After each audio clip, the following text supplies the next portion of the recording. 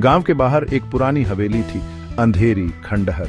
लोग उसे भूतिया हवेली कहते थे वहां रात को अजीब आवाजें आती हैं, परछाई नाचती हैं। कोई जाने की हिम्मत नहीं करता था। एक दिन 3 दोस्त आए, अजय, रवि और मोहित। वे निडर थे या शायद बेवकूफ। उन्होंने हवेली में रात बिताने की ठानी। एक चुनौती, एक खेल। तुम्हें यकीन है ये सही है? रवि ने पूछा।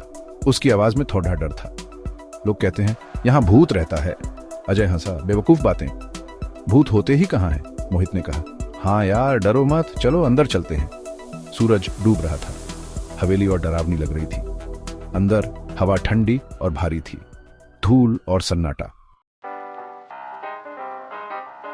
वे एक कमरे में रुके। दीवारें नम और फफूंदी लगी हुई थी, खिड़कियां टूटी हुई थी। उन्होंने मोमबत्ती जलाई। बाहर हवा तेज हो गई, खिड़कियां खड़खड़ाने लगी। तुमने वो सुना? मोहित फुसफुसाया।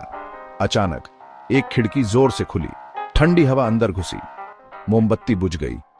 अंधेरा! कोई है क्या? अजय चिल्लाया। कोई जवाब नहीं, सिर्फ हवा की सनसनाहट। तभी उन्होंने एक आवाज सुनी, धीमे धीमे, जैसे कोई सीढ़ियों पर चल रहा हो, करीब आ रहा हो। मोहित ने अपनी टॉर्च जलाई। रोशनी में उन्होंने उसे देखा। एक औरत, सफेद साड़ी में। वह सीढ़ियों पर खड़ी थी। उसका चेहरा अंधेरे में छिपा हुआ था। तुम कौन हो?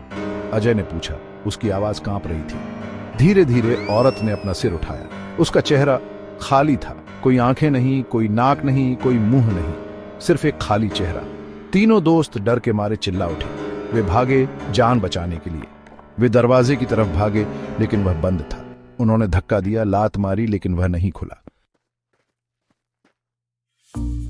औरत करीब आ रही थी। उसका खाली चेहरा अब रोशनी में साफ दिख रहा था। तभी मोहित को याद आया, उसके दादाजी ने उसे इस हवेली के बारे में बताया था। आईना! वह चिल्लाया। हमें एक आईना ढूंढना होगा। उन्होंने कमरे में देखा। एक टूटा हुआ आईना एक कोने में पड़ा था। मोहित ने उसे उठाया और औरत की तरफ किया। जैसे ही आईने की रोशनी उस पर पड़ी, वह चीख उठी, एक भयानक, खून जमा देने वाली चीख, और फिर वह गायब हो गई। अगले दिन सूरज उगने पर वे हवेली से बाहर निकले, थके हुए, डरे हुए और जिंदा।